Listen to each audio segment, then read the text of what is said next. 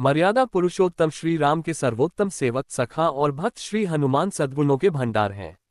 इनकी पूजा पूरे भारत और दुनिया के अनेक देशों में की जाती है। श्री हनुमान के परम पराक्रमी सेवा मूर्ति स्वरूप से तो सभी परिचित हैं, लेकिन वह ज्ञानियों में भी अग्रगण्य हैं। वह अतुलित बल के स्वामी हैं। उनके अंग वज्र के समान कठोर एवं शक्तिशाली हैं। उन्हें वज्रांग नाम दिया गया, जो आम बोलचाल में बजरंग बन गया। बजरंग बली केवल गदाधारी महाबली ही नहीं, बल्कि विलक्षण और बहुआयामी मानसिक और प्रखर बौद्धिक गुणों के अद्भुत धनी भी हैं। रामकाज अर्थात अच्छे कार्य के लिए वह सदैव तत्पर रहते थे। वह राम सेवा अर्थात सात्विक सेवा के शिखर पुरुष ही नहीं थे, बल्कि अनंत आयामी व्यक्तित्व विकास का महाआकाश है। विवेक, ज्ञान, बल, पराक्रम, संयम, सेवा, समर्पण, नेतृत्व, संपन्नता आदि विलक्षण गुणों के धनी होने के बावजूद उनमें रत्ती भर अहंकार नहीं था। हनुमान सामाजिक समन्वय और विकास के अग्रदूत हैं। वह योद्धा के रूप में पवन गति के स्वामी हैं, बल्कि वह सुशासित राम राज्य के पुरोधा और कुल पुरोहित भी हैं। मान्यता है कि पवन पुत्र हनुमान जी का जन्म मंगलवार के दिन हुआ था, जिस कारण मंगलवार के दिन उनकी विशेष पूजा अर्चना करने का विधान है।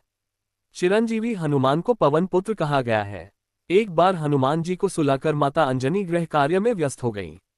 तभी हनुमान जी की नींद खुल गई तथा भूख से व्याकुल हो सूर्य को मीठा फल समझकर उन्होंने उसे अपने मुख में भर लिया। उस समय ग्रहण चल रहा था। सूर्य की यह गति भांपते हुए राहु ने देवराज इंद्र के पास जाकर उन्हें सारा वृतांत सुनाया। तब देवराज इंद्र ने देखा कि छोटे से हनुमान सूर्य को अपने मुख में रखकर खेल रहे हैं और सारा जगत त्राहिमाम त्राहिमाम कर रहा है। उसी समय हनुमान जी की दृष्टि इंद्र की ओर गई और उसे भी फल समझकर खाने लगे।